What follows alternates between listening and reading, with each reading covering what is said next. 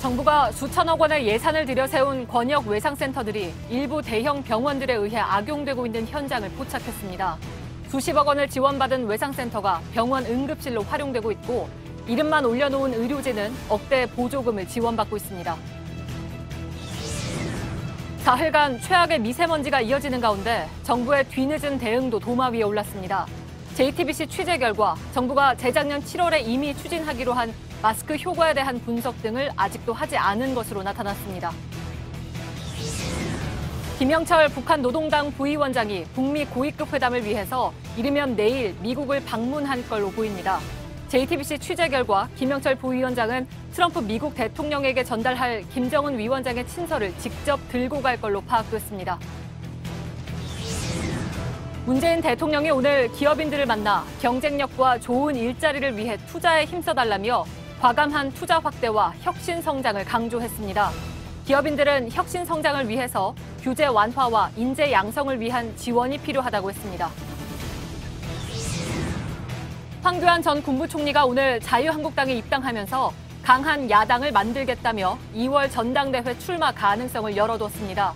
박근혜 정부 총리를 지낸 황 전 총리에 대해 친박계도 무임승차하지 말라는 등 당 안팎에서 비판의 목소리가 나왔습니다. 장애인 조종 경기에서 여러 차례 금메달을 딴 박준하 전 코치가 미성년 선수 등 3명을 성추행한 혐의로 1심에서 실형을 선고받은 것으로 파악됐습니다. 피해자들은 박 씨가 왕 같은 존재였다며 아직도 두려워하고 있습니다. 인도에 흡연 부스가 있지만 부스 밖에서 담배를 피우는 사람들도 있습니다. 새해부터 강력한 금연 정책이 시작됐지만 여전히 담배 연기를 둘러싼 갈등은 곳곳에서 진행 중입니다. 밀착 카메라에서 현장을 담았습니다.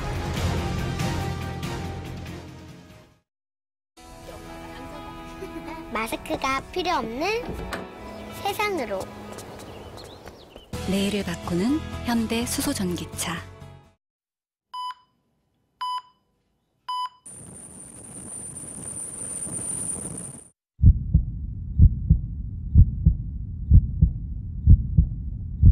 기도만 하고 해줘서 더 살 수 있었는데. 예, 시청자 여러분, JTBC 뉴스룸을 시작하겠습니다. 오늘 뉴스룸의 시작은 어찌 보면 이국정 교수가 준 미션이라고 할 수도 있을 것 같습니다. 살 수 있었던 아이들을 보내야 했던 아버지들의 절규, 어제 뉴스룸에서 들려드렸습니다. 정부는 이런 불행을 막기 위해서 수천억 원의 예산을 들여서 지역별로 권역 외상센터를 만들었죠. 전국 17군데로 지정된 권역 외상센터들은 무너진 응급진료의 최후의 저지선이라고 할 수 있을 것입니다. 그러나 외상 분야 국내 최고 권위자로 불리우는 이국정 교수의 말은 매우 충격적이었습니다. 집중 취재 같은 걸로 해서 한번 들여다보시면, 한 번만 들여다봐 주시면은 그게 더 중요하다고 봅니다. 그러면 한번 그 예산이 어디로 갔는지를 한번 보십시오. 그게 어떻게 됐나. 예. 그래서 저희 탐사 보도팀은 이 교수를 비롯한 의료 전문가들과 함께 지난 2달 동안 권역 외상센터의 현실을 낱낱이 취재했습니다. 실상은 이 교수의 말보다 더 참혹했습니다. 사용할 수 없는 수술실에 이름만 올려놓은 의료진, 그리고 정작 중증 외상 환자는 거부하는 외상센터. 먼저 황예린 기자의 보도입니다. 아주대 권역 외상센터 의료진들이 환자를 소생실로 옮깁니다. 폐장 파열돼서 서울의 경희대학교 병원에서 헬기 띄우겠다고 했는데 거기서 수가 없고 안 띄우겠다고 해서 대장 환자를 자동차로 보내버리고 있어요 지금. 지난해 말 지인에게 폭행을 당한 성모 씨입니다. 췌장 파열로 내장기관이 녹아가는 상황. 애초 경희대병원에서 옮기려고 했던 곳은 가까운 의정부 성모 권역 외상센터였습니다. 다쳤을 때 다 터진 거였는데 지금 만 4일 만에 와 수술이 들어가는 거 아니죠? 아유 못 참죠. 결국 경희대병원에서 40km 넘게 떨어진 아주대병원에서 수술을 받은 겁니다. 복막염이 심하게 생겼어요. 그래서 수술은 그 절단되어 있는 췌장 기준으로 해서 원위부 한 3분의 2 정도를 절단하는 수술. 성모병원 외상센터 측은 다른 환자들이 많아 어쩔 수 없었다는 입장.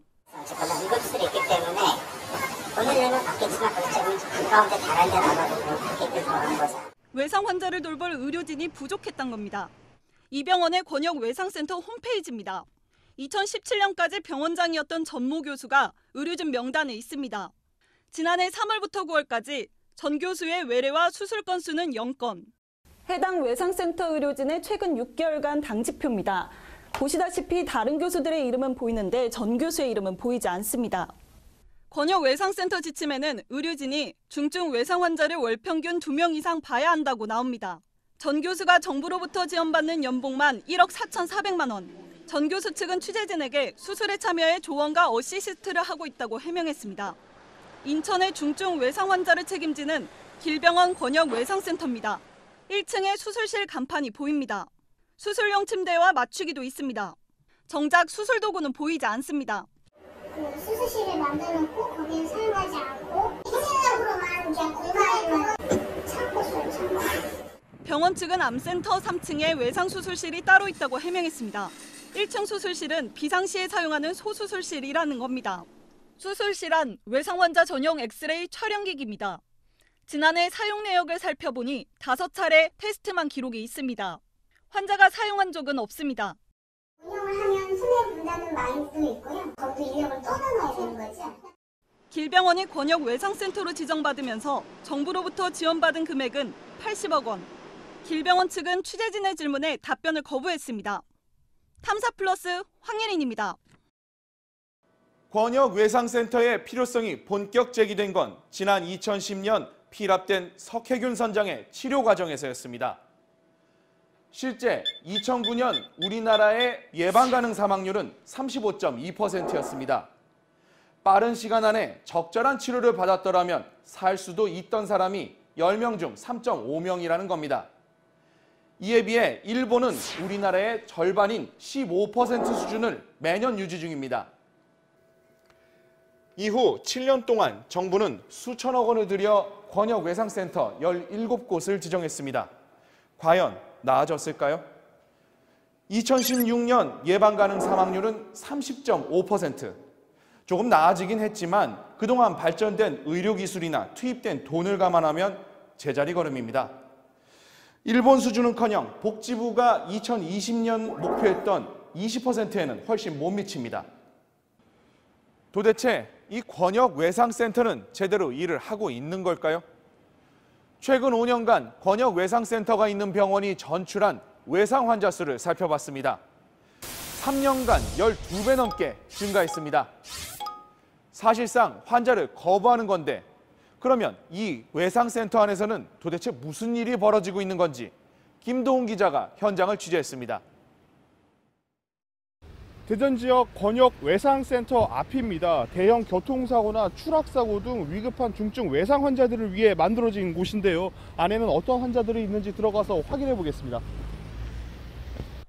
병원 응급실과 외상센터 입구가 같습니다. 의료진들이 입구에서 중증 환자를 권역 외상센터로 보냅니다. 다발성 골절이나 출혈 등으로 생명이 위독한 경우가 중증으로 분류됩니다. 입구에 설치된 모니터로 확인한 중증 외상 환자는 12명. 안으로 들어가 봤습니다.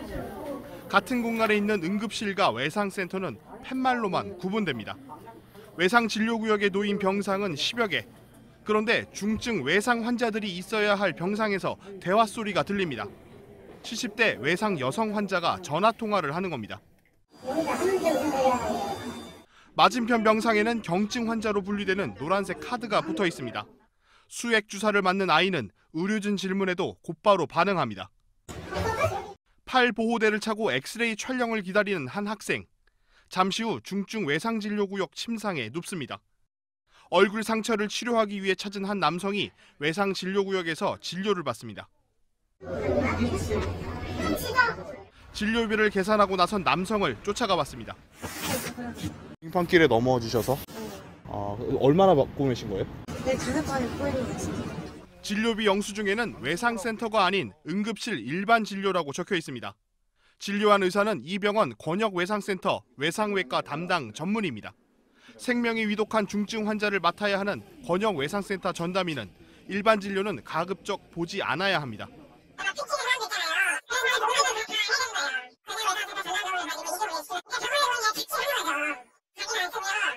을지대병원 측은 응급의료센터와 외상센터 모두 담당 의료진이 부족해 벌어진 일이라고 해명했습니다. 탐사플러스 김도훈입니다. 예, 지난 2달 동안 권역 외상센터들을 취재해온 윤정식 기자와 한 걸음 더 들어가겠습니다. 자, 이국정 교수가 저희 뉴스룸에 출연한 것이 그러니까 작년 11월이었습니다. 그때 이제 인터뷰하고 뉴스가 끝나고 다시 저하고 만나서 1시간 동안이나 하여간 열정적으로 이 얘기를 했었는데요. 관련 얘기들을. 제가 듣기로는 윤정식 기자가 처음에 찾아갔을 때 믿기 어렵습니다만은 무려 14시간을 얘기를 했다면서요. 네, 그렇습니다. 중간에 어떤 뭐 출동이나 이런 건 없었나요? 2번 출동을 했었고요. 예. 중간에 뭐 그랬지만 계속해서 뭐 말은 이어져 갔었습니다. 그렇군요. 그러니까 이제 이 교수의 어떤 이에 대한 문제의식 이런 것들이 굉장히 깊어 보여서 그 당시 얘기 나올 때는 이거 굉장히 비관적이다라는 생각도 했는데 실제로 취재해 보니까 뭐 그 이상이었다면서요. 이 2달 전 취재를 시작할 당시에는 이국종 교수가 했던 말이 있습니다. 한번 들어보시죠. 예. 정책을 끌고 나가기는 불가능할 거예요. 응급실하고 차별성이 없다는 건 가망이 없어요. 그러니까. 가망이 없어요. 가망이 없다. 네. 예. 이 대형 병원 응급실이 제 역할을 못하고 있고 그래서 외상센터를 만든 건데 이 역시 가망이 없다. 이 얘기를 하는 겁니다. 예. 그 외상센터가 중증 환자를 거부한다라는 것은 좀 이해가 가지 않습니다. 그러니까 응급실에서도 안 되는 사람들을 여기서 해야 되는 거 아닌가요, 원래? 이 문제의 핵심은 우리나라에는 외상 환자 전용 수가가 없다는 겁니다. 수가가 없다? 네. 예. 중증 외상 환자라는 거는 이 여러 곳을 많이 다친 환자를 얘기합니다. 예. 이 가정을 한번 해보겠습니다. 이 교통사고 등으로 이 다발성 손상, 즉 이 여러 곳을 다친 환자가 있습니다. 예. 이 갈비뼈를 비롯해 위와 담낭 등 장기 5곳이 파열됐다고 한번 가정을 해보겠습니다. 예. 이 경우에 의료진이 모두 수술을 해서 이 수술비를 청구를 해도 이것을 100% 돌려받기란 힘듭니다. 예. 이 건강보험 심사평가원이 이 한 번에 인정하는 수술이 2개에서 3개 정도이기 때문인데요. 예. 이 나머지는 보험료를 받을 수가 없습니다.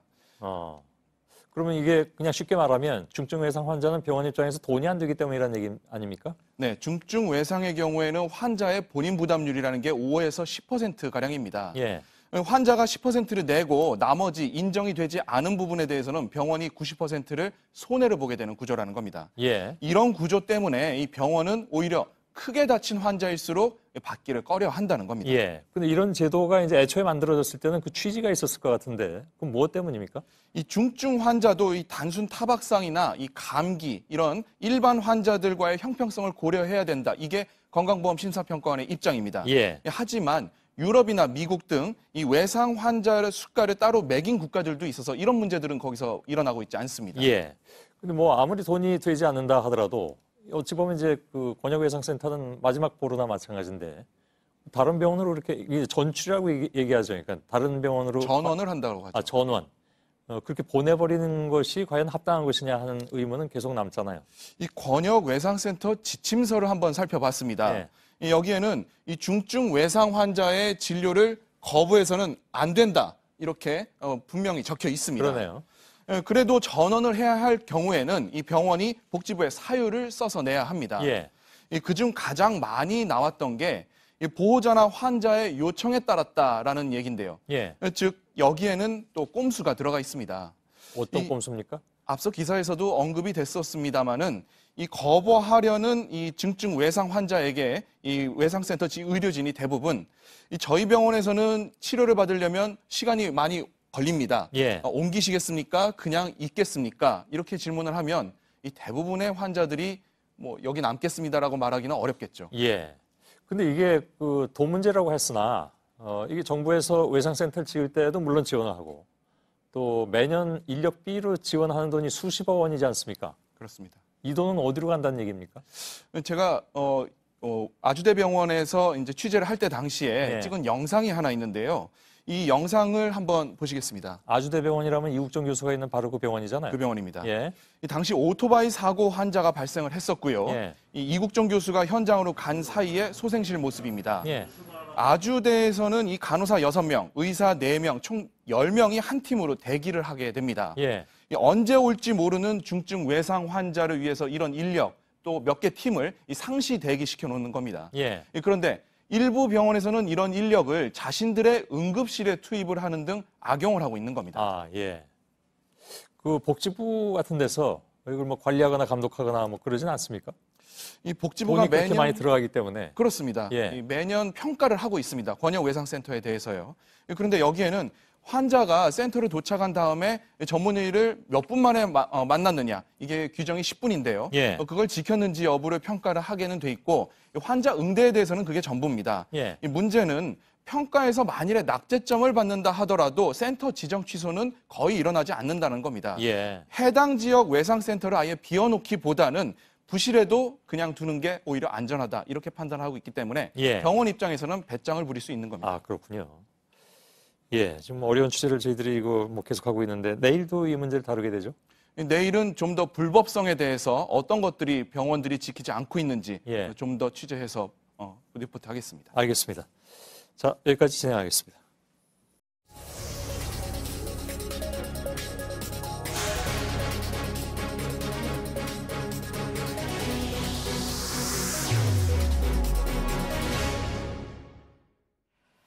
네, 오늘 오후부터 강한 북서풍이 불면서 사흘 동안 이어진 최악의 미세먼지는 조금씩 거치고 있습니다. 하지만 지금 보시는 예측 시스템에 따르면 미세먼지는 없어진 게 아닙니다. 내일 우리 하늘은 맑겠지만 동남아는 미세먼지에 시달리는 거죠. 그리고 찬바람이 약해지는 모레부터 미세먼지는 다시 한반도를 찾아옵니다. 올 겨울과 봄 내내, 그러니까 앞으로 약 서너 달 동안 미세먼지는 한반도를 들락날락하는 겁니다. 이렇게 일상이 된 미세먼지에 정부는 제대로 대응하고 있을까요? 환경부 장관은 취약계층을 위해서 마스크를 준비하겠다고 재작년 7월에 약속했습니다. 그런데 JTBC 취재 결과 이를 위해 연구를 하겠다며 연구기관을 공개 모집한 건 불과 열흘 전입니다. 박유미 기자입니다. 환경부는 이미 1년 6개월 전에 마스크 관련 기준을 마련하겠다고 밝혔습니다.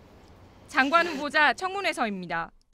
최근에 이제 미세먼지가 심하다 보니까 많은 분들이 이런 마스크를 많이 쓰고 다닙니다. 마스크나 이런 것들의 성능에 대한 기준 이런 것들을 마련하는 일은 조속히 좀 되어야 되지 않을까.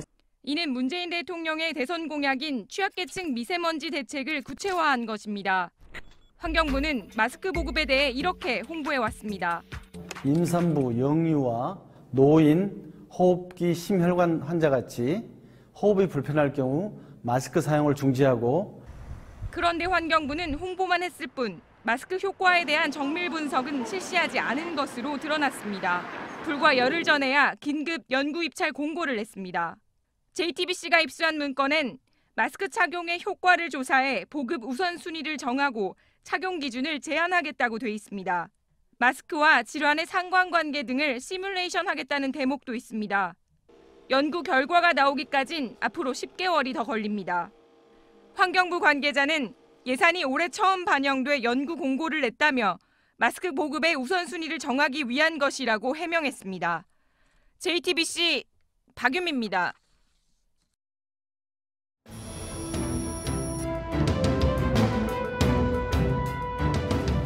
미세먼지를 잡고 국민의 건강을 지키겠습니다.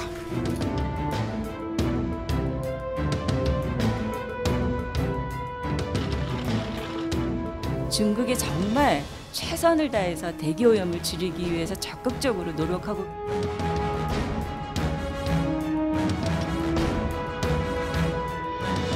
노후 석탄 화력 발전소 5기를 일시적으로 가동 중단하겠습니다.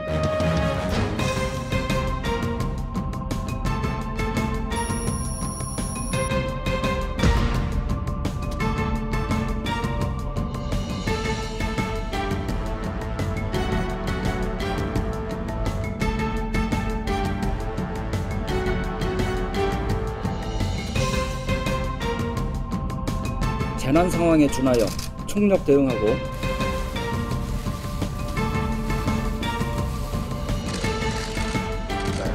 미세먼지 등 환경 문제에 대해서 두 정부가 공동 대처해 나가기로.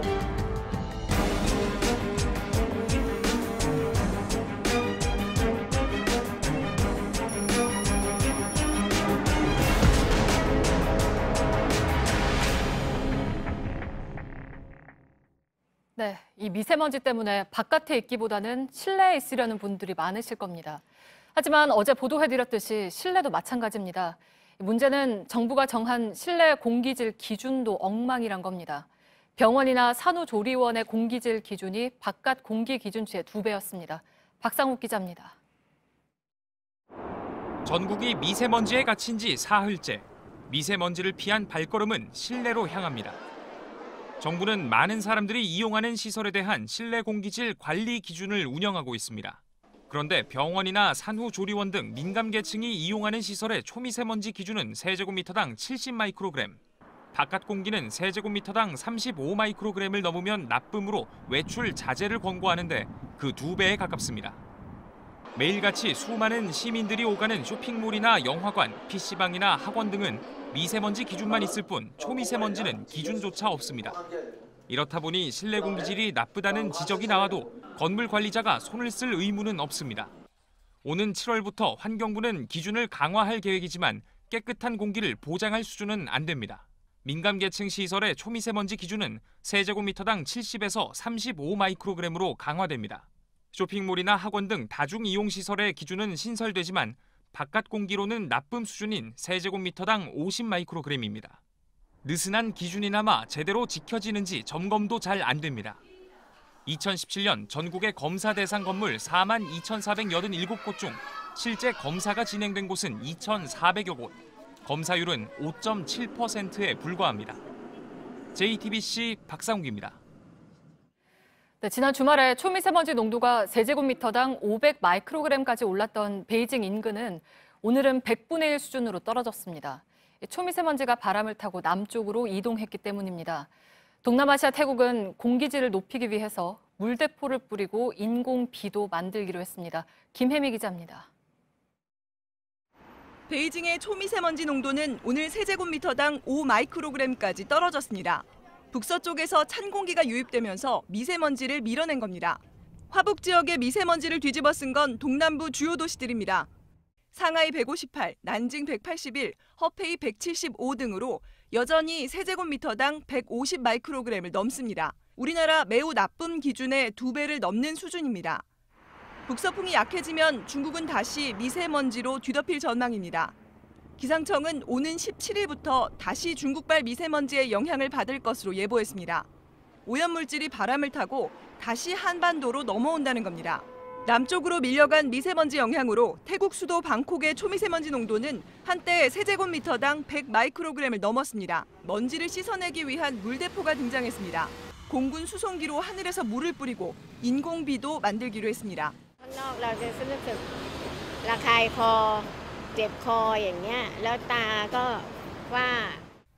힌두교 축제를 맞아 수백만 명의 순례객이 모이는 인도 북동부도 미세먼지 폭탄을 맞았습니다.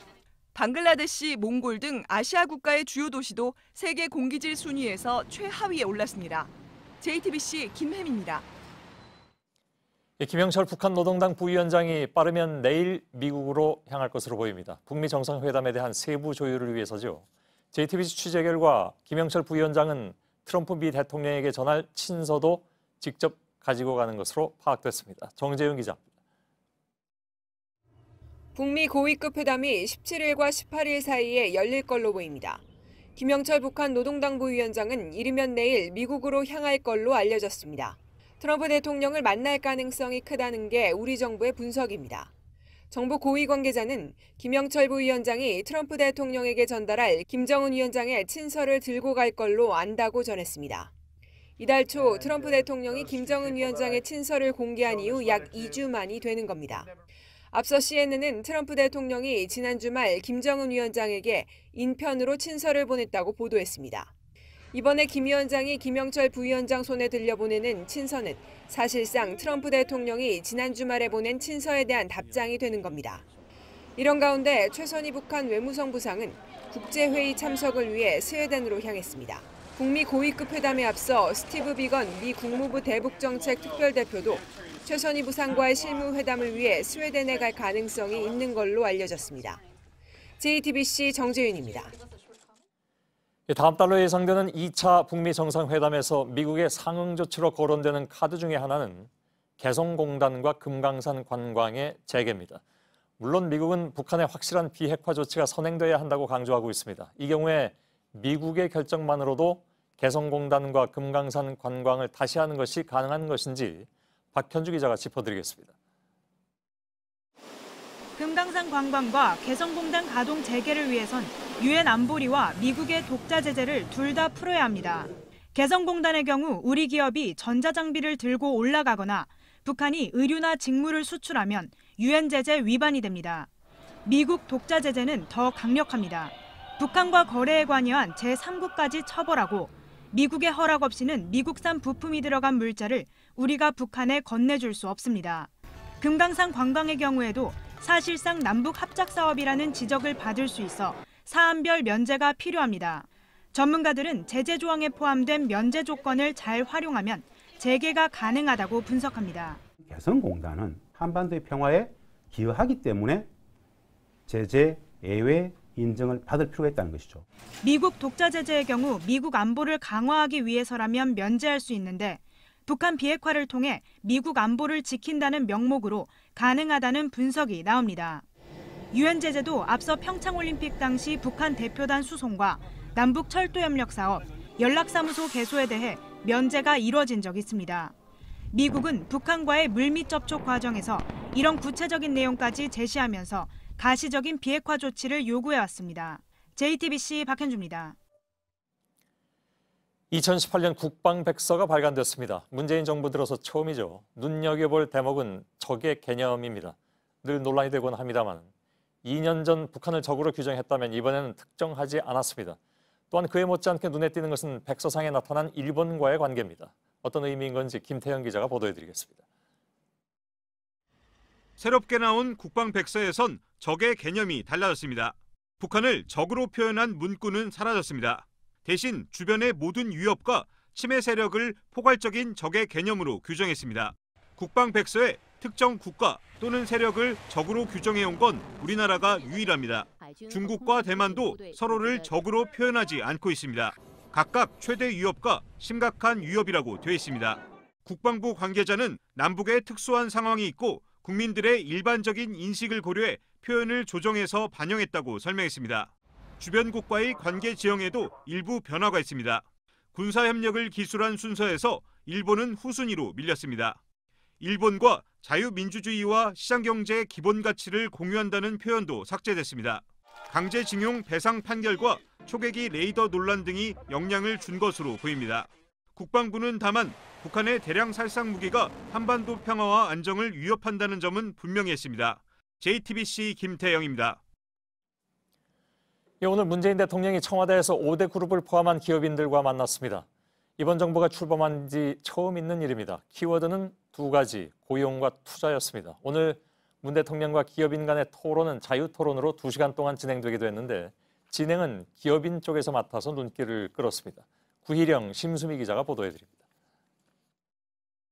고용과 투자는 국가 경제와 민생에 기여하는 대기업과 중견기업이 주역이 되어주길 기대합니다.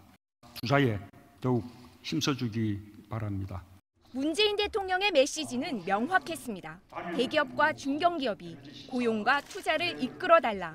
일자리 충격이 계속되고 투자가 줄어드는 상황에서 기업들이 돌파구를 찾아달란 겁니다. 최근 3개월 연속 우리 경제 성장 속도는 느려지고 있습니다. 설비 투자는 1년 전보다 10%가량 줄었습니다. 우리나라 설비 투자의 85%는 대기업이 하고 있습니다. 투자가 집중됐던 반도체도 최근 수출이 줄어들고 있습니다. 문 대통령은 기업들이 대규모로 투자하면 적극적으로 돕겠다고 했습니다. 정부 내 전담 지원반을 가동해 신속히 실행될 수 있도록 규제를 풀어달라는 기업인들의 요청엔 법을 바꾸지 않아도 정부 차원에서 풀 수 있는 것부터 노력하겠다고 했습니다. 홍남기 경제부총리도 나섰습니다. 입증 책임이 안 되면 과감하게 없애버리는 시도를 올해 저희가 해보도록 하겠습니다. 그러나 세계 경기가 꺾이는 속에서 기업이 얼마나 투자에 나설지는 불투명한 상황입니다. JTBC 구희령입니다.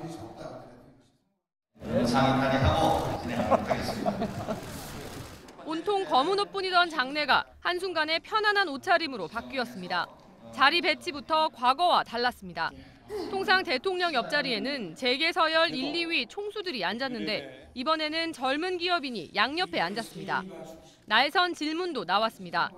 이제 횟수는 거의 2년 됩니다. 2년 전에 와서도 한번 말씀을 드린 적이 있습니다. 근데 그동안까지 진행이 좀 잘 안 되고 대화는 예정보다 40분 넘겨 2시간을 꽉 채워 끝났습니다.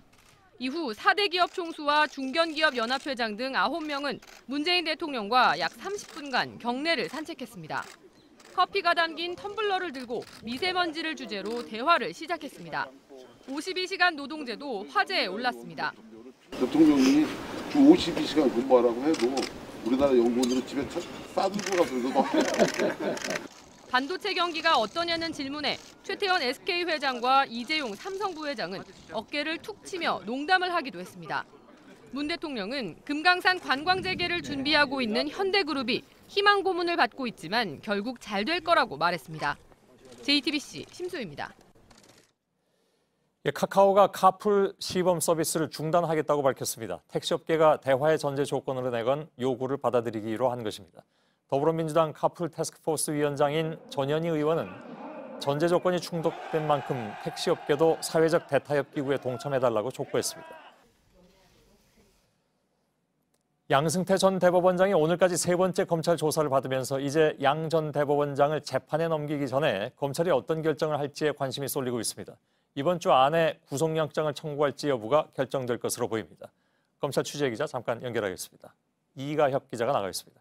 양 전 대법원장에 대한 조사는 이제 마무리가 됐습니까? 그렇습니다. 수사팀 관계자는 오늘 이후 추가 소환은 필요하다고 보지 않는다 이렇게 밝혔습니다.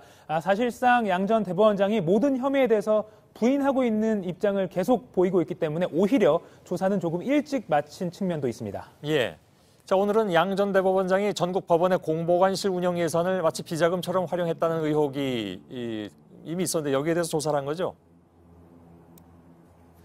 네, 지난 2015년 3월에 전남 여수의 호텔에서 열린 전국 법원장 간담회에서 양 전 대법원장이 격려금이라면서 각 법원장에게 많게는 수천만 원씩 현금으로 나눠줬다는 의혹이 지난 수사 과정에서 제기가 됐습니다.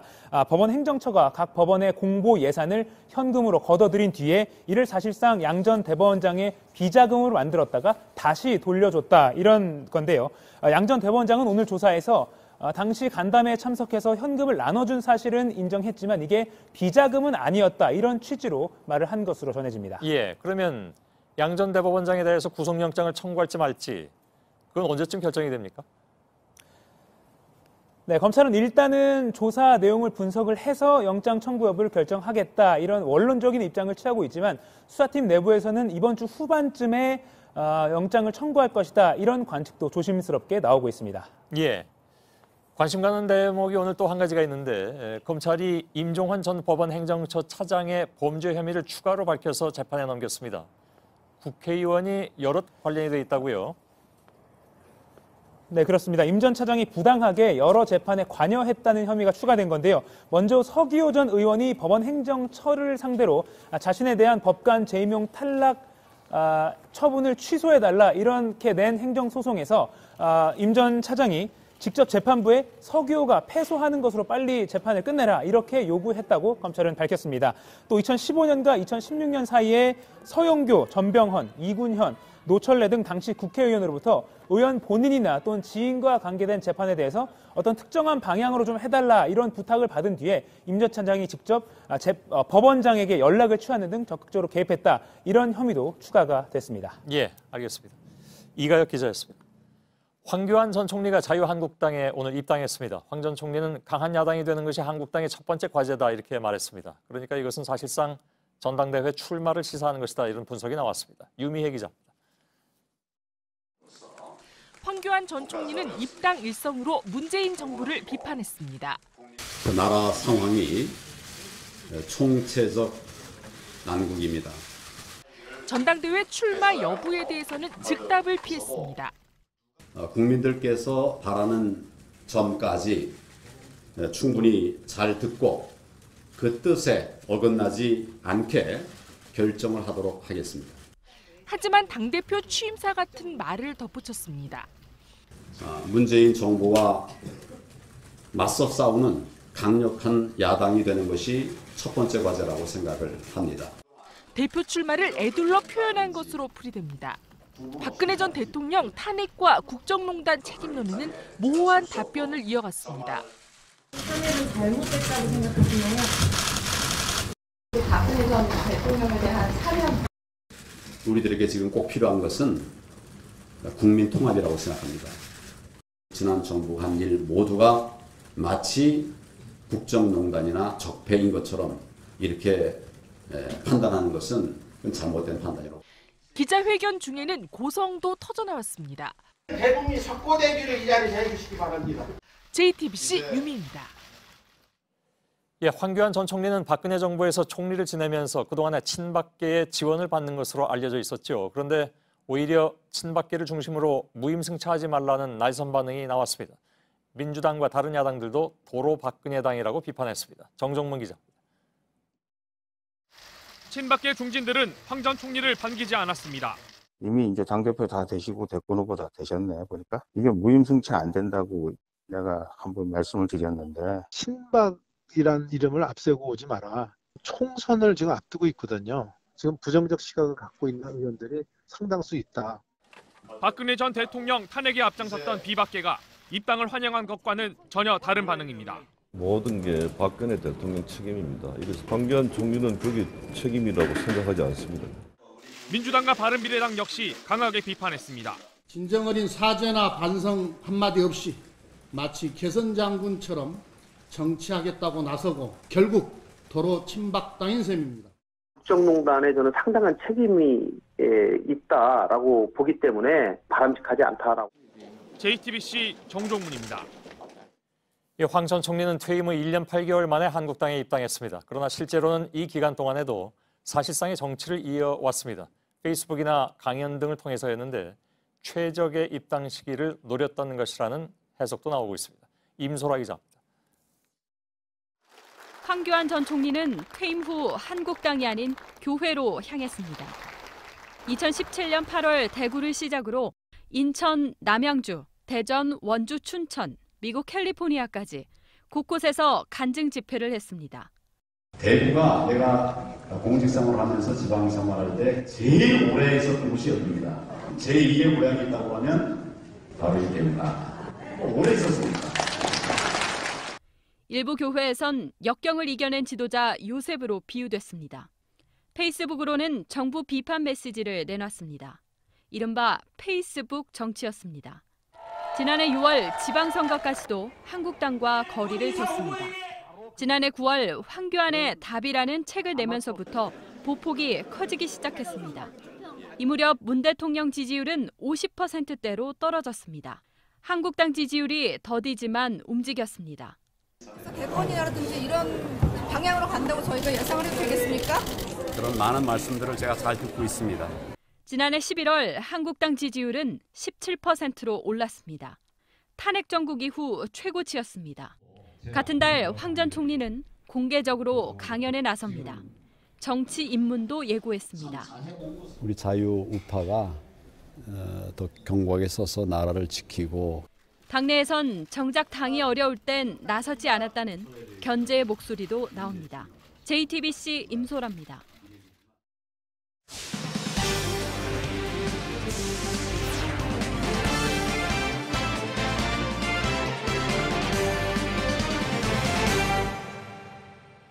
어제 천안의 한 호텔에서 난 불로 19명이 다치고 1명이 숨졌습니다.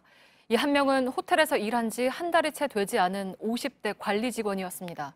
가스와 전기를 차단하고 소화기를 들고 초기 진화에 나섰는데 덕분에 더 큰 희생은 막았지만 정작 본인은 참변을 당했습니다. 정영재 기자입니다.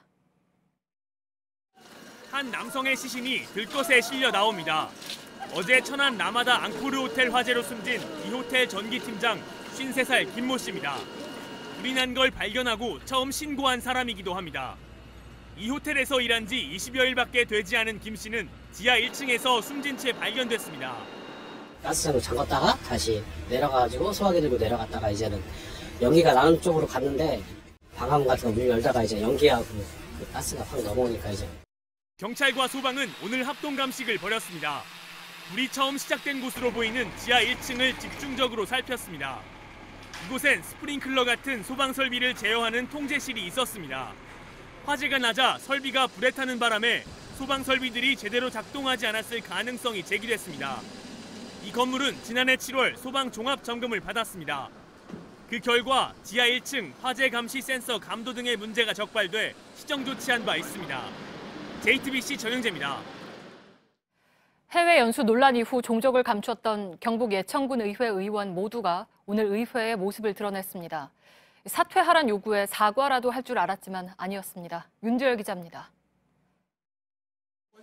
의장이 취재진을 따돌린 사이 다른 의원들은 뒷문으로 불행랑을 칩니다. 다른 의원님들은 뭐 발언하실 거 없으신가요? 아니 다른 의원님들 그냥 가시나요? 질문을 해도 묵묵부답입니다. 한마디만 해주세요. 자, 오늘 윤리특위에서 무슨 얘기 하셨습니까? 의장도 별 말을 하지 않았습니다. 의장님 오늘 뭘 요구하셨냐고요? 당초 오늘 의원들은 셀프 징계를 위한 윤리특위 구성안을 논의하기 위해 모였습니다. 3시간가량 회의가 끝나기만을 기다린 군민들은 허탈합니다. 해도 너무한다. 해도 너무해. 아유. 잠깐 동안 열렸던 의원실 문은 다시 이렇게 굳게 닫혔습니다. 방마다 붙어있는 물러나라는 군민들의 요구에 대한 답은 오늘도 들을 수 없었습니다. 개나 소도 저만큼 얘기했으면 알아듣거든요. 정말 답은 저는 사퇴밖에 없다는 걸 다시 한번 느끼게 됩니다. 의회 밖엔 현수막이 더 걸렸습니다. 침묵이 길어질수록 여론은 더 안 좋아지고 있습니다.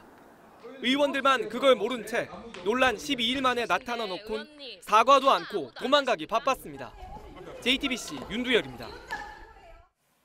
용산 참사 10주기를 앞두고 있습니다. 유가족들이 청와대 앞에서 기자회견을 하고 책임자를 처벌하라고 다시 한번 요구했습니다. 참사 현장엔 주상복합 건물이 올라서고 있지만 가족을 잃은 사람들은 아직 10년 전 그날을 살고 있습니다. 이수진 기자가 만났습니다.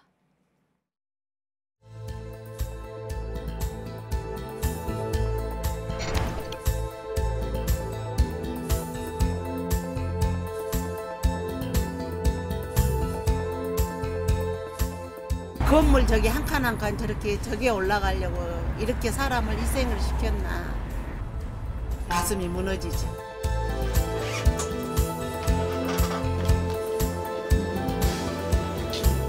조금 전에 내가 이 사진을 가지러 갔는데도 이걸 보고 또 울어요. 저도 참 눈물이.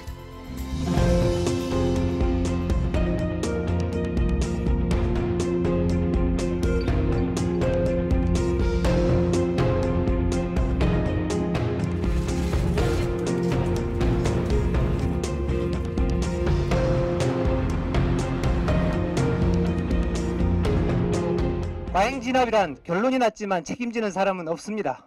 생존자와 유가족들의 요구는 10년째 딱 한 가지입니다. 용산 참사 진상규명 책임자를 처벌하라! 처벌하라! JTBC 이수진입니다. 대검찰청 진상조사단에서 용산 참사 사건을 조사하던 민간인 단원 2명이 사직서를 냈습니다. 앞서 용산 참사 당시 수사팀 검사가 최근 대검 진상조사단에 외압을 행사했다는 주장이 나와 논란이 일었습니다. 한편 검찰 과거사위원회 위원장인 김갑배 변호사도 최근 법무부에 사의를 표했습니다. 김 변호사는 애초 과거사위 활동이 종료될 예정이었던 지난해 말에 물러날 뜻을 분명히 했다며 위원회 내부 갈등 때문이 아니라 임기를 마친 것이라고 말했습니다. 서울 번화가 곳곳에서 골목이 갑자기 사라지는 일이 벌어지고 있습니다. 건물주들이 불법으로 통로를 막고 건물을 늘리면서 생긴 일입니다. 임대료 더 받자고 길을 막은 겁니다. 전다빈 기자입니다. 상가가 밀집한 서울 홍대거리입니다. 위에서 내려다보자 건물 사이 판자가 덧대어진 곳이 눈에 띕니다. 통로가 있던 곳에 건물을 지어 임대를 주고 있는 겁니다. 지금 이 가게가 있는 곳은 원래 사람들이 지나다니던 통로였습니다. 불과 몇 걸음만 걸어가면 바로 옆 골목이 나왔는데 이 가게가 들어서고 나서부터는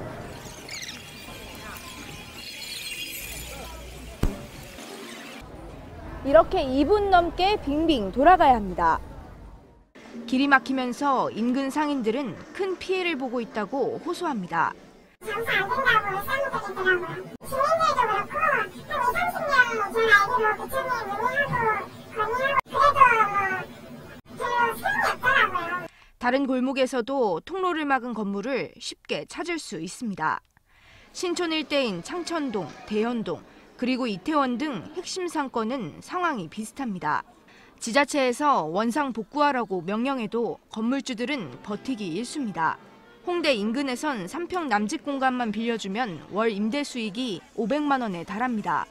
반면 벌금은 1년에 180만 원 정도에 그칩니다. 이에 일부 지자체에선 임대료 수준에 맞춰 벌금도 올리는 등 제도 개선이 필요하다는 목소리가 나옵니다. JTBC 전다빈입니다.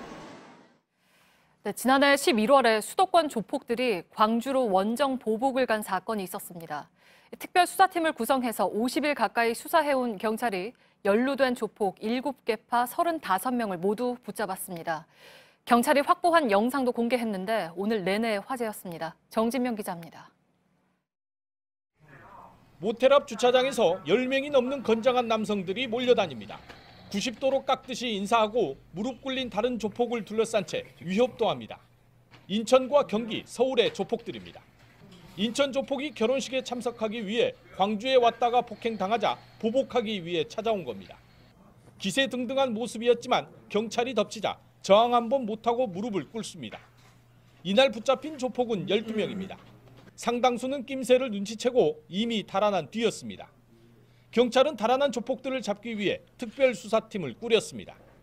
8천만 원을 들고 잠적한 27살 김모 씨를 지난 12일 붙잡아 구속하면서 49일 동안의 수사가 끝이 났습니다. 수도권과 광주 조폭 7개파 35명에 이릅니다. 이 중 28명은 구속됐습니다.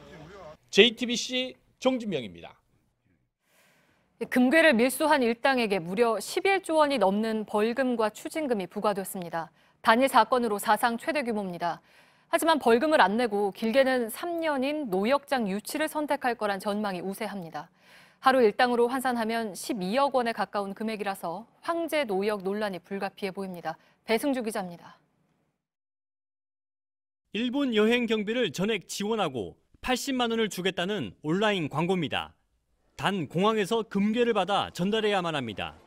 53살 윤모 씨 등 11명은 홍콩에서 들여온 금괴를 이런 방식으로 공항 보세구역에서 바로 일본으로 밀반출했습니다. 2015년부터 금괴 4만 개, 시가로 2조 원이 넘습니다. 부산지법은 오늘 윤 씨에게 징역 5년과 벌금 1조 3천여억 원, 추징금 2조 원을 선고했습니다. 나머지 일당 10명에게 선고한 금액까지 더하면 벌금 4조 5천억 원, 추징금 6조 8천억 원입니다. 이들이 중개 밀무역으로 거둔 시세 차익은 400억 원입니다. 하지만 신고 없이 들여온 금괴 전체를 관세법 위반으로 보고 11조 원이 넘는 벌금과 추징금을 부과한 겁니다. 단일 사건으론 사상 최대입니다. 김우중 전 대우그룹 회장이 23조 원의 추징금을 선고받았지만 분식 회계를 포함해 여러 사건이 얽혀있는 금액입니다. 하지만 윤 씨 등은 벌금을 안 내고 노역으로 때울 것으로 보입니다. 강제 노역은 3년을 넘길 수 없습니다. 윤 씨가 제한 기간을 다 채워도 일당은 12억 원에 가깝습니다. 추징금은 내지 않아도 처벌할 방법이 없습니다. JTBC 배승주입니다. 미국에서 가장 안전한 차로 뽑혔다. 한국 토요타 광고에 등장한 문구입니다. 그런데 알고 보니까 한국에서 판 차는 미국에서 시험한 차와 구조가 달랐습니다. 공정위가 이런 눈속임 광고에 과징금을 부과했지만 솜방방이란 지적입니다. 성화성 기자입니다.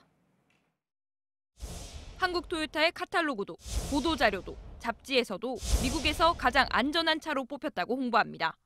차량은 2014년 10월부터 2016년까지 팔린 토요타의 라브4. 하지만 국내에서 팔린 차는 미국에서 실험한 차와 구조가 달랐습니다. 미국 차량에는 운전석 쪽에 안전보강제가 달려 있습니다. 국내 차량에는 보이지 않습니다. 미국에서도 안전보강제가 없는 차를 실험했을 때 가장 낮은 등급을 받았습니다. 2014년식 미국 랍4 차량의 경우 브레킷이 장착되어 있지 않았으며 최고 안전 차량에 선정되지 못한 바 있습니다. 문제의 차는 국내에서 약 3,600대가 팔렸습니다. 공정거래위원회는 시정 명령과 함께 과징금 8억 1,700만 원을 부과했습니다. 하지만 토요타가 올린 매출은 1,000억 원이 넘습니다. 매출의 2%까지 과징금을 매길 수 있다는 걸 감안하면 적은 것 아니냐는 지적도 나옵니다. 다만 차를 산 소비자들이 손해배상 소송에 들어갈 가능성은 남아 있습니다. JTBC 성화선입니다. 네, 미국의 오바마 전 대통령의 부인 미셸은 최근 펴낸 책에서 백악관 요리사들이 전 세계 최고 수준이라고 소개했습니다. 실제로 백악관 만찬은 최고라는 평가를 받습니다. 그런데 최근 백악관에 햄버거 만찬이 등장했습니다. 연방정부 일시 중지 상태인 셧다운으로 요리사가 없어서 생긴 일입니다. 이한주 기자입니다.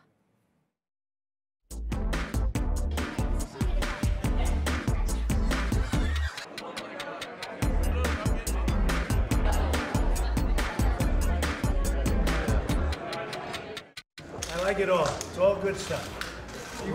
Great American food. And it'll be very interesting to see at the end of this evening how many are left. 백악관은 민주당이 장벽 예산 협상을 거절했기 때문이라며 패스트푸드 만찬을 민주당 탓으로 돌렸습니다.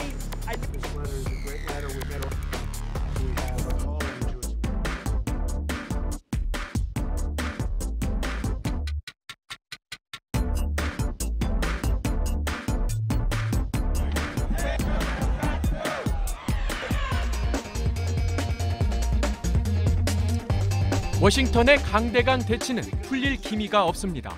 Because we need border security, we have to have it. We have to have it. No doubt about it. 뉴욕타임즈는 백악관이 햄버거 만찬을 민주당 책임으로 돌렸지만 햄버거를 좋아하는 트럼프 대통령은 오히려 기뻐했을 것이라고 보도했습니다. JTBC 이한주입니다. 마션이란 영화에서 주인공은 화성 우주기지에다 감자를 재배해서 결국 살아남죠. 영화처럼 달의 뒷면에서 목화가 싹을 틔웠습니다. 베이징 신경진 특파원입니다. 화성 탐사선을 모래 폭풍이 강타합니다. 홀로 남겨진 주인공은 기지를 비닐하우스로 개조합니다. 감자가 싹을 틔우고 먹거리를 해결합니다. 달에서 목화씨가 싹을 틔웠습니다. 이달 초 달 뒷면에 착륙한 창어 4호가 보내온 사진입니다. 미국은 2016년에 국제우주정거장에서 101초의 꽃을 피운 바 있습니다. 38만 킬로미터 떨어진 달 표면에서 싹이 튼 것은 이번이 처음입니다. 낮 기온 영상 100도, 밤 최저 영하 100도인 달 표면의 극한 조건에서 새로운 우주 실험에 성공한 겁니다. 尽管是个科学载荷，科普载荷，但是我们也是围绕这个下一步我们建立月球基地。 人在月面上生存，这个做一些奠基工作。 목화뿐이 아닙니다. 제작에 1천만 위안, 약 17억 원이 들어간 높이 18cm, 지름 16cm의 알루미늄 캔입니다. 이 안에서 누에, 감자, 효모, 초파리 등이 배양 실험 중입니다. 누에는 식물이 배출하는 산소를 소비하면서 이들의 거름으로 쓰일 배설물을 공급합니다. 캔 안에 설치된 카메라가 달 표면의 마이크로 생태계 순환으로 불리는 이 과정을 촬영합니다. 중국은 내년에 화성 탐사를 시작합니다. 창어 8호는 달에 기지를 건설하면서 10여 년 뒤 미국과 달 기지를 놓고 경쟁에 들어갑니다. 베이징에서 JTBC 신경진입니다. 오는 21일 다음 주 월요일부터 우리 바다에서 명태잡이가 금지됩니다. 명태는 한때 한 해에 10,000톤 넘게 잡히며 국민 생선으로 불렸지만 마구 잡아들이는 바람에 지금은 씨가 마른 상태입니다. 해양수산부는 명태 마리수가 회복되면 다시 잡을 수 있게 할지 검토하겠다고 밝혔습니다. 울산의 한 어촌 마을에서 가짜 해녀로 등록해 수십억 원대 어업 피해 보상금을 챙긴 어촌 계장과 주민 등 130명이 해경에 검거됐습니다. 이 마을에서 해녀로 등록한 130여 명 가운데 107명이 가짜 해녀로 이 중엔 택시기사와 말기 암 환자까지 있었습니다. 해경은 근처의 다른 어촌 마을도 수사할 계획입니다. 직장 안에서 상사가 지위를 이용해 갑질을 하거나 괴롭히는 행위를 금지하는 내용의 개정 근로기준법이 오늘 공포됐습니다. 개정안에 따르면 직장 내 괴롭힘 신고를 받은 회사는 반드시 조사를 해야 하고 신고자에게 불이익을 주면 3년 이하의 징역이나 3천만 원 이하의 벌금에 처해집니다. 개정안은 6달 뒤인 7월부터 시행됩니다. 남양 유업의 어린이 주스 아이꼬야에서 곰팡이 덩어리가 나왔다는 소비자 제보로 회사 측이 조사에 들어갔습니다. 온라인으로 이 제품을 샀다는 소비자는 이물질이 보여 제품을 열어봤더니 곰팡이 덩어리가 발견됐다고 주장했습니다. 남양 유업 측은 유통 과정에서 종이팩에 구멍이 나서 공기가 유입된 것 같다며 정밀 조사하고 있다고 밝혔습니다.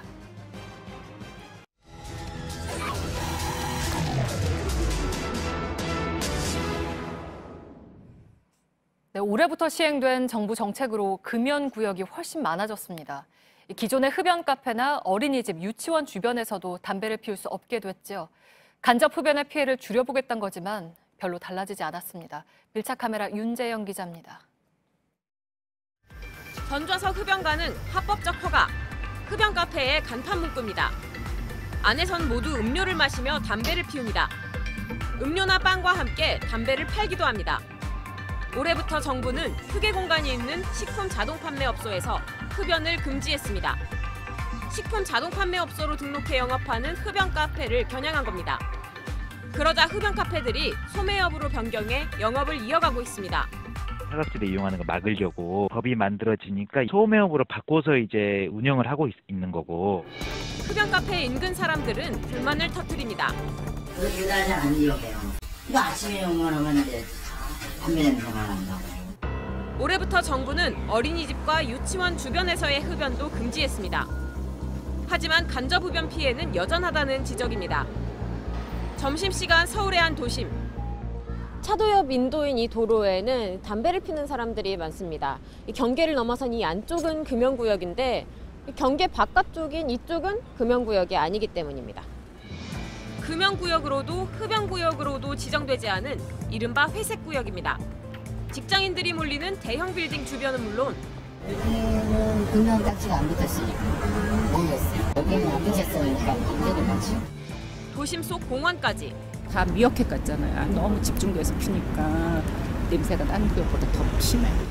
회색구역에 몰려드는 흡연자를 막을 방법이 없자 일부 땅 주인은 재떨이까지 마련했습니다. 숨을 참고요. 사실 옛날에 임신했을 때도 이 배를 보고도 그냥 이 사람들이 막 피니까 저는 신고도 맨날 했어요. 흡연자도 할 말이 있습니다. 지나다니시는 분들한테는 미안한데 흡연할 수 있는 장소가 별로 없어요. 현재 서울시에 있는 거리 흡연 시설은 43개. 흡연 시설이 하나도 없는 구가 25개 구 중 14개입니다. 적절한 흡연구 같은 거를 좀 만들어 놓고 하면 자발적으로 이거에 가서 필 용의가 있는데. 서울시가 정한 가이드라인을 지키지 않는 흡연 시설도 있습니다. 동서울터미널 근처 인도위의 한 흡연 부스입니다. 서울시가 권고한 개방형이 아닌 폐쇄형입니다. 하지만 드나드는 사람이 끊이지 않습니다. 작은 창문에 환기 시설이 있지만 연기를 막기는 힘듭니다. 일부 흡연자들은 밖에서 담배를 피웁니다. 여기 몇 명 들어가 버리면 꽉 차버려. 연기가 엄청 사람에 들어오니까 담배채가 차로 이렇게 날아온다고 허해. 단속하는 사람이 있지만 계도에 그칩니다. 서울역의 경우 간접 흡연 피해 민원이 늘어나자 역 입구에서 광장으로 흡연 시설을 옮겼습니다. 하지만 여전히 시설 밖에서의 흡연은 끊이지 않습니다. 붐비다 보니까 옷에 막 담배째 묻고 침 같은 거 묻고 막 그래가지고 일본은 이제 흡연구역이 중간중간 많아가지고 막 이제 다 분산이 되는데 이게 몰리잖아요. 울타리로만 구분된 한 흡연 시설. 인도와 가깝다 보니 간접 흡연에 대한 불만이 나옵니다. 저쪽으로 대고 피시면 괜찮은데 그 위치를 정확히 안 지키는 분들도 계시더라고요. 흡연자와 비흡연자 모두 외면하는 금연 정책에 간접 흡연 피해는 더 늘어나고 있습니다. 금연구역만 늘릴 게 아니라 시민 건강을 살피는 실질적인 대책을 고민해야겠습니다. 밀착 카메라 윤재영입니다. 빛, 파리를 만든 불빛. 그것은 아방가르드의 정신이며 대담함의 상징이다. 빛이 사라진 파리를 상상할 수 있는가? 틀에서 벗어나라. 그들에게 굴복하고 말 것인가? 감히 어둠을 상상하지 말라. DS7 Crossback. Audacity drives to excellence. 시청자 여러분, 오늘 앵커 브리핑은 하루 쉬겠습니다. 양해를 부탁드리겠습니다. 잘 준비해서 내일 전해드리도록 하겠습니다. 대신 준비한 소식은 이것입니다. 어릴 때부터 장애인 국가대표 조정선수로 뛴 A양은 18살이 너무 힘들었다고 기억합니다. 훈련을 받으며 코치에게 성추행을 지속적으로 당해왔다는 것입니다. 운동 시간에 자세 잡아준다고 핑계대면서 치료했거나 하면 스포츠계 미투 폭로가 이어지는 가운데 장애인 선수들의 피해가 또다시 확인됐습니다. JTBC의 취재 결과 유명 국가대표 조정 선수이자 코치였던 박준하 씨가 미성년 장애인 선수 등을 성추행한 혐의로 1심에서 실형을 선고받은 것으로 파악됐습니다. 최수연 기자의 보도입니다. 올해 20살인 장애인 국가대표 조정 선수 A씨는 훈련장의 악몽을 잊지 못합니다. 코치가 특정한 자세를 지시한 뒤 신체 부위를 계속 눌렀다는 겁니다. 옆으로 안 하시고 손으로 나중에 지켜보니까 또 그런 거예요. A씨는 피해 상황을 일기로 남기기도 했습니다. A씨가 취재진에게 보여준 당시 일기엔 특정한 신체 부분을 눌러 기분이 너무 나빴다고 적혀 있습니다. 선수뿐 아니라 코치로 일하던 B씨도 피해를 입었다고 합니다. 고개를 들려서 입을 맞추더라고요. 무섭기도 했고 달려나갔었어요. 가해자로 지목된 이는 선수이자 코치였던 박준하 씨입니다. 각종 대회에서 금메달을 여러 번 따 장애를 딛고 성공한 희망의 아이콘이었습니다. 하지만 미성년 선수 등 3명을 강제추행한 혐의가 드러나 지난해 9월 징역 1년 6월을 선고받은 걸로 확인됐습니다. 재판부는 미성년자이자 장애인으로 어려운 환경에서 꿈을 키워가려 한 선수들에게 성적인 수치심을 줬다고 밝혔습니다. 박 전 코치 측은 재판 과정에서 강제추행한 사실이 없다고 주장해 항소심이 진행 중입니다. JTBC 최수연입니다. 박준하 코치는 왕과 같았다. 대부분 스포츠계 가해자들이 이런 지위를 획득하고 있었죠. 피해자들이 그동안 성추행과 폭언에 저항하지 못한 이유이기도 합니다. 그러나 미성년자 선수까지 피해가 이어지자 결국 용기를 내고 박 전 코치를 재판정에 세웠다고 합니다. 김필중 기자의 보도입니다. 박 전 코치의 성추행은 미성년자 선수까지 파고들었습니다. 차에가 타면 옆구리 찌르면 어둠지기가지고 옆으로 와가지고 손으로. 하지만 외부에 알리고 싶어도 두려움이 먼저 앞섰습니다. 사실 나이가 많은 게 첫 번째, 저는 그 사람 앞에서는 거의 좀 시중되는 사람, 거의 왕이었죠. 그냥 남자분 그래서 그냥. 하지만 어린 피해자들이 더 늘 수 있다는 생각에 용기를 냈습니다. 나온 점을 겪으면서 하고 넘어가려고 했었는데요. 이게 어린 선수들한테도 그렇고 좀 심각한 일이구나라는 생각이 들어서 신고를 했고. 그러나 두려움은 아직도 남아 있습니다. 체육회에서 만나게 되면 어떨 것 같아요? 저는 무서워요? 네. 만나면 무서울 것 같아요. 박 전 코치의 변호인은 JTBC와 통화에서 1심에서 제대로 심리가 안 돼 무죄 추정의 원칙이 지켜지지 않았다며 항소심에서 진실이 가려져야 한다고 주장했습니다. JTBC 김필주입니다. 피해를 입은 장애인 선수들의 고독한 싸움을 도와주기 위해서 만든 것이 바로 상담사 제도입니다. 그런데 전국 장애인 선수 13,000명의 고충을 들어줄 상담사가 믿기 어려우시겠지만 달랑 2명입니다. 한 사람이 6,500명을 상담해야 된다는 얘기죠. 이번에도 예상이 없다는 이유인데 신아람 기자가 보도해드립니다. 장애인 체육회 산하에 있는 체육인 지원센터를 찾아갔습니다. 선수들의 성폭력 피해가 발생하면 신고를 받아 상담하는 곳입니다. 전국에 등록된 장애인 선수는 13,000명이 넘습니다. 하지만 성폭력 관련 업무를 맡은 상담사는 2명이 전부입니다. 예산 문제로 인력을 더 늘리기 어렵다고 합니다. 문화체육관광부에서 예산을 더 줘야 한다는 겁니다. 다른 문제도 있습니다. 박준하 전 코치는 성추행 사건으로 징계를 받아 지도자 자격이 6개월간 정지됐습니다. 하지만 1심 선고에서 실형이 나와 구속되기 전까지 선수 자격으로 피해 선수와 함께 훈련받은 것으로 파악됐습니다. 친구는 그때 시합 때 같은 소속팀이었는데 그거 무서워가지고 저희 팀에 가서 시합 때 가져가지고 그랬어요. 장애인 조정연맹 관계자는 코치 자격이 정지된 것이라 선수 활동은 막을 방법이 없었다고 말했습니다. JTBC 신아람입니다.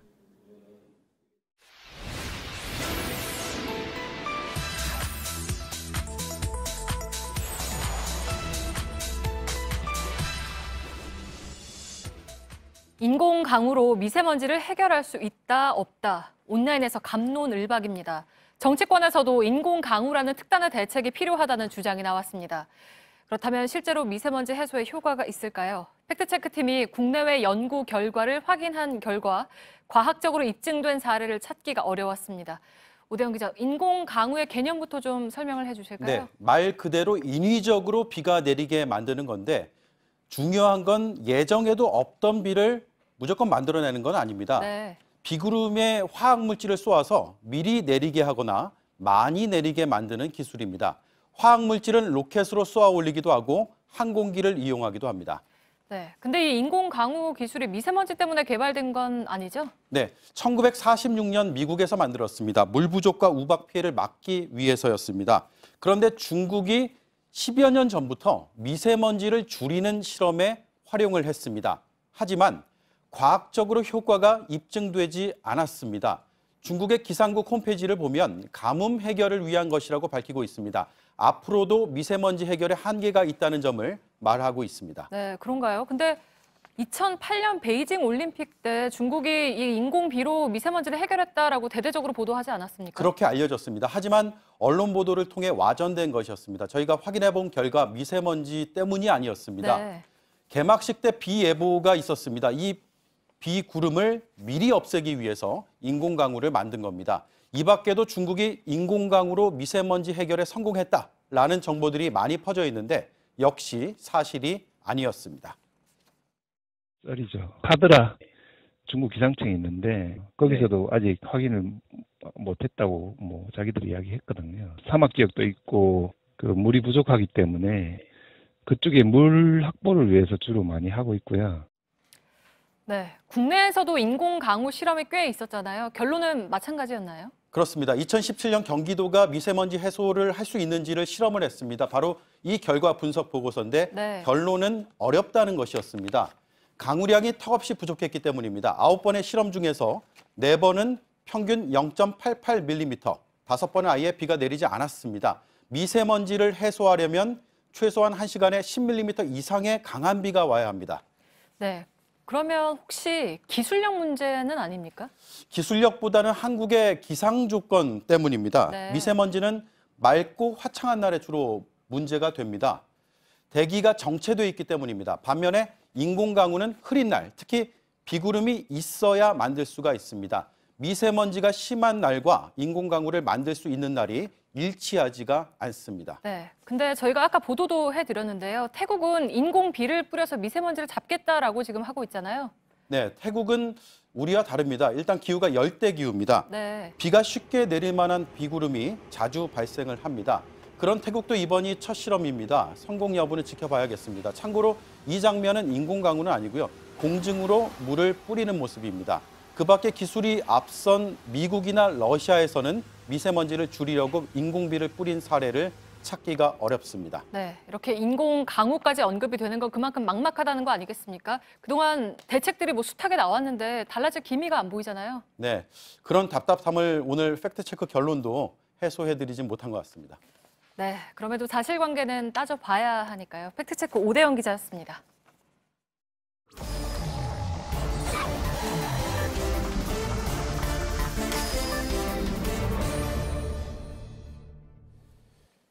예, 계속해서 비하인드 뉴스를 시작하겠습니다. 정치부의 박성태 기자가 나와 있습니다. 어서 오세요. 예. 첫 번째 키워드 열죠. 네. 첫 키워드는 황교안의 대자비로 예. 했습니다. 어제부터 이게 사실 화면이 좀 바뀌었는데, 예. 좀 밑에 이렇게 점 하얗게 된 게 이제 2개가 더 남았다는 거니까 오늘 키워드는 3개란 뜻은 맞는 거죠? 그렇습니다. 3개 키워드 중 첫 번째 키워드란 뜻입니다. 예. 이주영 PD가 고생해서 만들었습니다. 알았습니다. 자, 열어볼까요, 그러면? 예, 황교안 전 총리가 오늘 한국당에 입당했는데요. 기자들에게 상당히 친숙한 모습을 보이려 노력한 모습이 눈길을 끌었습니다. 예. 하지만 기자들의 평가는 일단 과거 정치인들의 모습과 비슷한 일종의 대자비가 좀 있다라는 평가가 나왔는데요. 예. 영상을 보면서 말씀드리면 10시에 입당식을 하기 위해서 국회를 찾았는데 만나는 기자들마다 인사를 하고 악수를 하고 명함을 나눴습니다. 예. 기자회견이 끝난 뒤에는 저렇게 각 기자실에 있는 언론사 부스를 돌면서 또 악수하고 인사를 나눴습니다. 예. 한 매체 부스에 가서는 과거 박근혜 전 대통령의 지금 이 사진을 보면요. 한 매체 부스입니다. 2012년에 박근혜 전 대통령이 방문했을 때 이 부스 화이트보드에 사인을 한 게 있는데 예. 그 밑에 또 본인의 사인을 하기도 했었습니다. 예. 그런데 기자실 부스를 돌 때 한 기자가 공격적인 질문을 하자 좀 수비적인 모습을 취하게 됐는데 그 발언을 들어보겠습니다. 예. 미안했습니다. 네. 아니 뭐 내가 실수를 해가지고. 왜요? 무슨 실수요? 제일 먼저 TV조선에 해야 되는데. 예. 뭐 인사성 발언인지 진심인지는 확인이 안 됐는데 예. 저렇게 카메라 기자실도 돌면서 모두 악수를 했습니다. 예. 아무튼 이렇게 보니까 굉장히 그 언론에 친숙하려는 그런 예. 모습을 보이는 건 맞네요.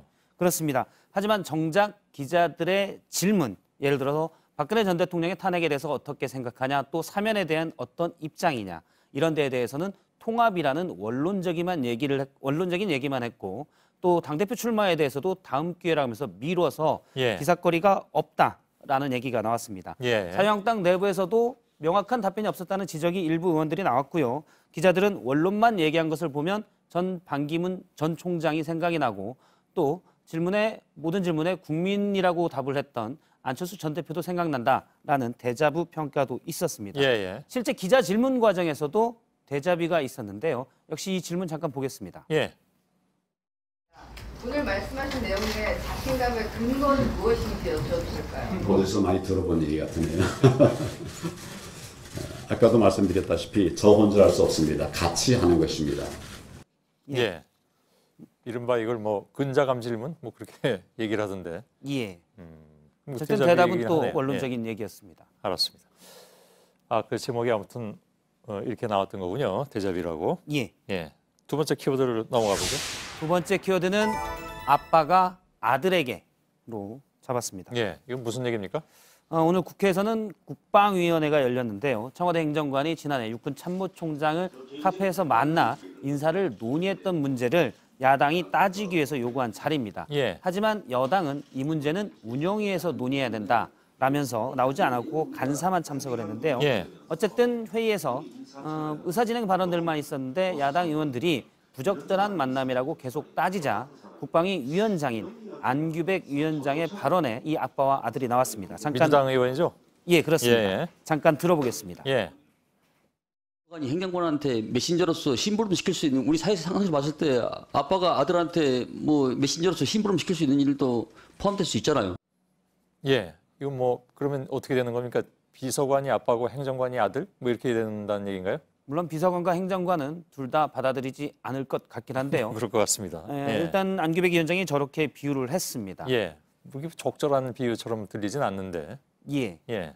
그런데 지난 7일 김의겸 대변인은 당시 문제에 대해서 해명을 하다가 청와대 행정관이 상부의 지시 없이 자발적으로 육군 참모총장을 만났다라고 밝힌 바 있습니다. 예. 그러니까 심부름을 시켰다는 안규백 위원장의 얘기와는 다른 겁니다. 예. 이 때문에 좀 논란이 됐고요. 야당은 안규백 위원장이 지나치게 이 문제를 보호하려고만 한다라고 비판했습니다. 예. 자, 마지막 키워드를 열어보죠. 마지막 키워드는 청와대행 버스로 잡았습니다. 예. 왜 이걸로 잡았습니까?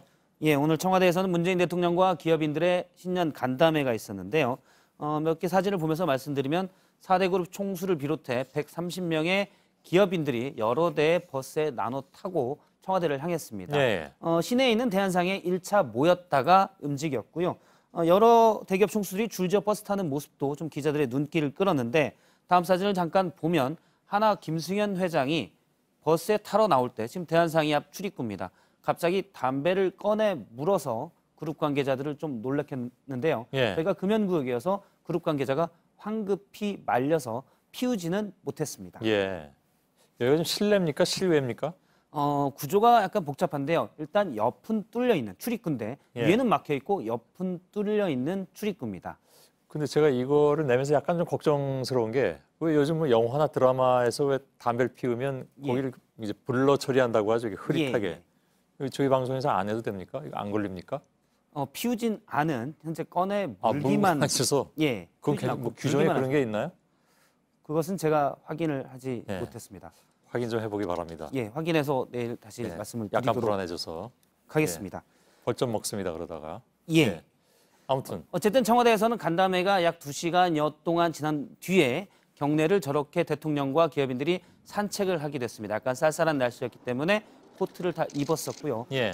옆에 있는 서정진 셀트리온 회장과 대통령의 대화가 잠깐 눈길을 끌었는데 보면 서정진 회장이 대통령님 건강관리는 어떻게 하십니까? 라고 묻자 대통령이 못하는 거죠. 그냥 포기한 거죠. 라며 살짝 웃었습니다. 예. 그러자 서정진 회장이 셀트리온은 이제 바이오시밀러 제약을 하는 회사인데요. 예. 대통령 건강을 위해서라면 저희가 계속 약을 대드릴 수 있습니다. 아, 저기서 이른바 깨알 홍보를 하고 있는 거군요. 그렇습니다. 예. 그렇게 얘기를 하기도 했고요.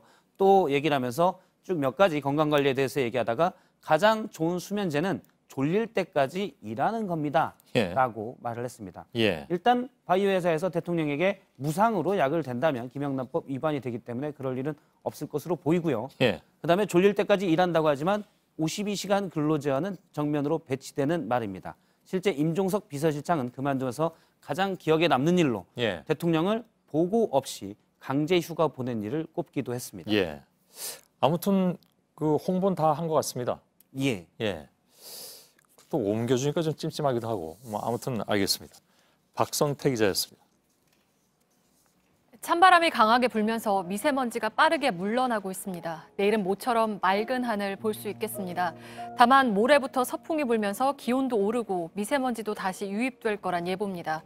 내일 서울의 아침 기온 영하 9도 등 반짝 추위가 찾아오겠습니다. 예, 저희들은 내일도 최선을 다하겠습니다. 여러분 고맙습니다.